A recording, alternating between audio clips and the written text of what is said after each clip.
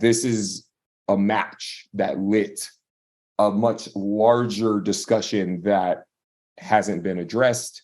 And so you see people really wilding out.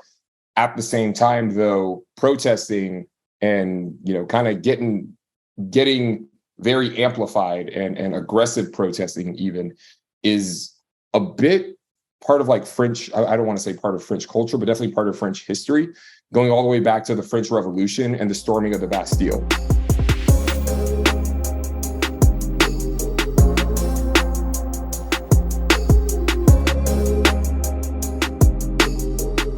All right, welcome back to Raw Food.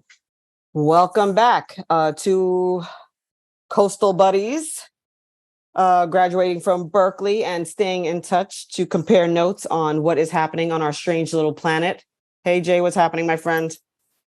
Long time no speak. Welcome back from a fabulous wedding and continuum for you. And now we are back trying to catch up on what's happening in this weird planet. Would you like to kick us off today? Yeah, so many things to get to, but today we want to cover Paris is Burning, not the movie, but what's going on in France. That was horrible. I am so sorry for that. The joke writes itself. That's funny. It's no laughing matter. It's no laughing matter. Going to hell for that for sure. Briefly. What's going on in France is very interesting to me, particularly when you take into consideration everything that we've seen in the United States recently. So definitely wanted to talk about the response to the killing of Nahel in France and how things are sparking not only in Paris but all over the country. And you also had something you wanted to cover. Yeah, I wanted to talk about Yusef Salaam, who was one of the accused attackers in the Central Park jogger case. Yusef Salaam, who is part of the exonerated Central Park 5, has officially won the Democratic primary seat for the District 9 in Central Harlem, beating out Democratic heavyweights like Inez Dickens, and Al Taylor for the nomination. The significance of this is it's almost poetic, if you will. But I would like you to speak to what's happening in France first, and then I would like to segue that into what happened with the Central Park 5 and the significance of Yusef Salaam winning this seat. What say you? Cool. So what's going on in France right now? So not long ago, a 17-year-old named Nahel was killed by the police at a traffic stop, no less. And the police there basically said, hey, this isn't, they do what they did in the United States. They said, hey, no big deal, nothing to see here. He tried to ram us. That turned out to be bullshit because, of course, it was. And to piece together what happened, I think the BBC actually covered it pretty well. Basically, CCTV footage came out and made it clear that the kid just drove away. So there are two officers, if you picture in your mind's eye, or just look up the video, it's all over the place. Two officers looking into the driver's side window. One officer is holding a gun, he's pointing it into the car. The kid, so they're both to the left of the car. Can't really ram someone because cars can't move immediately to the side. They can move straight and then turn in varying degrees, but they can't move in a 90-degree fashion, right? So there's no way you can ram someone or attempt to ram someone when they're directly on the side of the car. And that's what the video shows. The video shows that the kid just drove straight and these cops were already standing on the side of the car. Now, you can try to claim that the kid tried to ram them if they were standing in front of or near in front of the car and then jumped to the side or something. But that's not what happened. They were both not only at the driver's side window, but in the window, like leaning into the car. Kid drove off for some reason. You can assume, I think it's safe to assume the kid was scared. And this police officer who already had his gun pointed inside the car shoots the kid. They say, hey, we didn't, he tried to ram us. CCTV says otherwise. So that officer has been charged with murder, charged with homicide. and he remains in custody. So it's very interesting how fast that worked out, because this all just happened about a week ago. Yeah, France has lit their city streets up like Christmas. Yeah. And I respect the hustle, because this has been going on for days now. And this is very reminiscent to sort of the outcries and the protests in connection to the George Floyd murder. And again, nobody's supporting criminals. Nobody's saying that people who do bad things should not be arrested by the police. What we're saying is that if the likes of Jeffrey Dahmer and the Boston Marathon bomber can get their day in court, we'd like African Americans who are accused of crimes to be able to get their day in court and not be exterminated in the street. Yeah. And so this happened, I believe, on Tuesday, the 27th. And since then, things have certainly escalated.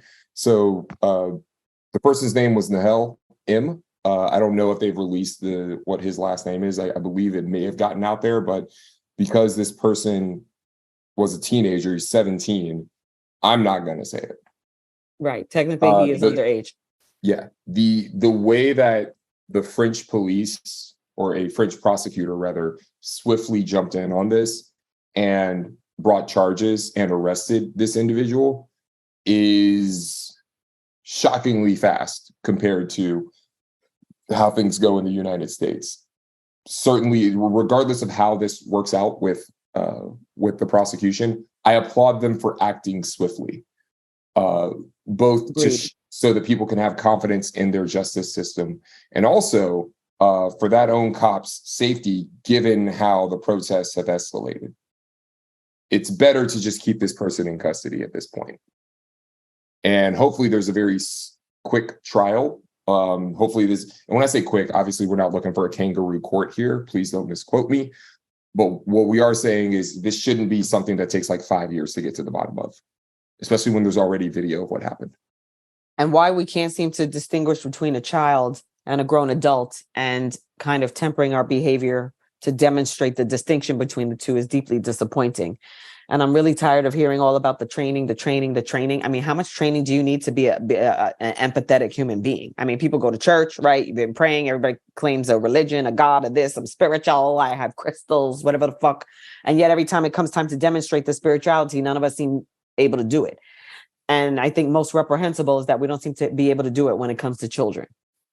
Which brings me to why I'm so thrilled about the Yusef win in Harlem, because he was a child when he, along with 4 other teenagers who became to be known as the Central Park Five, were accused of sodomy, rape, and assault of a woman named Trisha Miley, who was dubbed the Central Park Jogger at the time. She was discovered on April 20th, 1989, unconscious and half naked, repeatedly raped, and remained in a coma for nearly 2 weeks, had no recollection of the memory whatsoever of the attack. And these 5 teenagers ended up going to prison between 5 and 12 years for a crime that they didn't commit. And I'm just wondering why this constantly seems to be happening to people under 18. What are your thoughts? Well, in the Hell's case, he was 17, and they tried to pull him over at first. He drove away. These cops were on motorcycles. They drove and caught up with him, and their excuse for pulling their guns is that they didn't want him to drive away again, which is not a good excuse. But I understand why it's probably hard for anyone to be able to tell the difference between a 17 and an 18-year-old. They look kind of the same at that point. Obviously, if you're a child, if you're, under 14, that's clearly not an adult and shouldn't be treated as such. And again, we're not excusing whatever action led to the police wanting to pull over Nahel. And obviously, one shouldn't try to drive away from the cops. I get a 17-year-old being scared or whatever. But that doesn't seem to be a good excuse to shoot someone when they drive away. If the kid drives away, you can call in the car and get back up. Or since the kid already drove away once, you just get back on your motorcycle and catch back up with them again. And this time tell them, hey, take your keys out, stand in front of them, something. Right. Especially if this is for a non-violent crime. If this is just a traffic violation, I don't see why it couldn't have been handled in such a manner. Right. And you can stay, and if you want to pull your gun and stand in front of them, just say, hey, if you try to drive off, you're clearly trying to ram me at that point, and I'm fully within my right to shoot you. That's understandable as well. But that's not what happened. So there will be some charges, some consequences, and some repercussions. Yeah, as there should be. But what's interesting is this has sparked a much broader conversation, because people came out not only to protest for this young man, but also protesting the conditions that a lot of the immigrant communities, both in Paris and in France, are living in. And so there's a giant pushback against a lot of things, not just what specifically happened here. This just happens to be a catalyst. So it also reminds me of what happened in St. Louis with Michael Brown. Right. Michael Brown was a catalyst, but there were things that were going on in Ferguson, which is just outside of St. Louis, in Ferguson, Missouri, that was a giant pile of tinder that was just waiting for a match. And Michael Brown was that match. Right. And once the Justice Department looked into that, they did a very thorough investigation. They found that this police force was clearly, yes, they had racist practices that quantitatively you can clearly see. The overwhelming majority of people that were getting pulled over were Black. The overwhelming majority of the people, when they got pulled over, who were given citations versus being let go, were Black. And it was clear as well that they were essentially funding the city budget with draconian level fines for very minor stuff. Imagine getting a parking ticket or getting a speeding ticket, and then if you don't pay it in just a few days, it doubles. And if you don't pay it a week after that or something, it triples. And all of a sudden you're behind, and now your license is suspended. And then they pull you over again, and now you get another ticket for your license being suspended. And this is all happening within the span of like 2 months. And before you know it, you go from having no ticket to having thousands of dollars in tickets. That's what they were doing. It was ridiculous. Almost half of their city budget, 40-something%, I believe the number was, 40-something% of the city budget of Ferguson, Missouri was coming from citations being issued to the citizens of the city. Yeah, and they're not the only state to do it either. Some of the states like Louisiana it was documented that 70% of their budget was coming off what they were robbing off out-of-state travelers who were traveling through their state.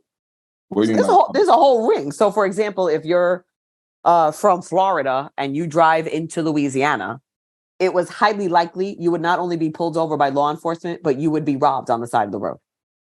They would confiscate your belongings. Oh, yeah, that whole thing where police can just confiscate your belongings because they believe it's being used for a crime. And so now we get to seize it, especially cash, which that's a whole nother episode we should do, because I don't know why the small government Republicans, the libertarians, I don't know why they aren't up in arms about the fact that if you get pulled over with cash, they can just say, well, we think this might be used as a crime, so we're going to seize your cash, and we don't have to prove that it was used. Yes. There's a doggone CNN episode. Yes, there was. Thank you for refreshing us with some more of the details. Correct. And they literally, I believe, a law enforcement officer in the documentary speaks to the fact that 70% of their budget came from what they were stealing. So as long as things like that are beneficial, as long as prisons are built for profit and not for responsibility or reparations or responsibility, if you will, we're going to consistently have this problem. So what do we do with that? Why did we okay private prisons in the first place? Why do we say it's okay to open a prison as if you want to open a McDonald's? Who thought that was a good idea? And how was that sold to the public? Seriously. Some other details about what happened with Nahel. There was a passenger, and the car was a rental vehicle. Okay. It was a Mercedes class AMG. And so people think like that's why they were getting pulled over, just because Nahel he appeared to be of Northern African descent, and he's driving a nice car as a young guy. Wow. But it was a rental vehicle. And a passenger who fled, confirmed, yeah, this was a rental, and then didn't provide much more detail after that. But yeah, it's very unfortunate. There's a ton of really good coverage of this all over, at least in Europe. In America, they're not covering it as much, but I don't believe that's like that. People aren't seeing it because they get their news from like Instagram. If you get your news from the Shade Room, then you just now heard about this. What's funny is people just now heard about this. Just like people are talking about how, like, with the submarine implosion, and they were comparing that to the migrant ship that sank. Well, if you get your news from the BBC, from Bloomberg, if you get your news from reputable sources, they were covering the migrant ship that sank. But people were saying, oh, the news, they was covering the submarine, but they wasn't covering, this migrant ship that went down. Y'all weren't covering this either, though. The same, like the Shade Room and Say Cheese and all these other, right. Instagram news, Breakfast Club. Yeah. Yeah. They didn't cover this migrant ship that sank and 500 people lost their lives trying to reach Greece. They didn't cover that either until it was time to manufacture a controversy by comparing that to the submarine. Now, yes, America covered that submarine a lot, and all the corny news covered that a lot. But if you actually if you're interested in really learning about what's going on out there, if you actually seek out reliable news sources, they definitely covered that story, just like they're covering what's going on in France right now. It's not anybody else's fault if you're some jackass who only gets their news from Instagram and Twitter and TikTok. Unfortunately, that's what it seems like the under 30-year-olds seem to be getting their information from. I mean, the ratings on CNN has plummeted. Fox has no pulse after the departure of Tucker Carlson. Like I said, CNN lost Don Lemon and Cuomo. And I think people overall are just losing a taste for mainstream media. I think we've all accepted that to some degree. We're not getting all the information that we need from any major network. They're all leaning in some direction, and you can hear it within minutes of turning on the station. And I think what more people are interested in. Yeah. Don't get your news from cable news either. Cable news is just here to provide commentary and debate shows about selected issues that they know are going to lead to eyeballs and engagement, because they know it's going to help manufacture a controversy. Right. And let's not forget the 37, I believe, Ugandan students who were macheted to death at a school. I mean, there was a lot of things that were left off the table. Some were burnt alive. Mm-hmm. Right. Yeah. And while no death, unexpected death, do we wish on anyone, we beat that submarine death to death, if you will. Mm-hmm. And the more you hear about the story, the more, honestly, asinine it sounds. I mean, when you even take a look at that submarine, did that submarine look like something that should be dropped at the bottom of the ocean? No, that was their whole thing. They were like, they were kind of trying to be like, hey, we're like the cowboys of this industry, and we are not safety certified, but like we promise you it's going to be fine. Like this was definitely more of a fuck around and find out. And I definitely don't understand why billionaires who are willing to pay $250,000 for a ticket on this thing wouldn't go with a different company that had safety certified submersibles. You can't even pay me to go on a bungee jump without like proper gear. I don't know what would make anybody want to get dropped anywhere near the Titanic in something that looks like a shed in the back of my yard where I keep my lawnmower. Yeah, it's a bit weird. Yeah, and where was the safety boat? Yeah. Where's the safety boat? Even people who are like, swimming across the channel, like they have safety boats traveling with them in case of emergency. You're telling me these billionaires did not have a safety boat? This is suspect. I think it's a hit. Yeah, you would think like it's above them or something. There was some kind of, it had to have launched from somewhere. Right. Now maybe that safety boat was miles away and it probably should have just been directly above the Titanic, maybe. I don't know. Well, not for nothing. What about the Titanic do we not know at this point? What are we still missing? What are we yearning? What answers do we lack? Well, what also bothers me is this thing had screens. Like, they weren't going to go down there and be able to look out a window and see the Titanic. They had cameras that were gonna bring in an image to a screen. So you would have been looking at the same screen that anybody, can have a somewhat similar experience of when they pull up some Titanic footage on YouTube. Except they could have done it above ground and lived. Exactly. Basically, is what you're saying. Exactly. But back to the Nahel M thing, just to put a bit of a bow on that. The BBC is doing some continuing coverage, and the latest headline within this series of coverage, France riots fueled by everyday discrimination. This is the point I'm talking about, how it kind of relates to what we saw with Ferguson, Missouri. Right.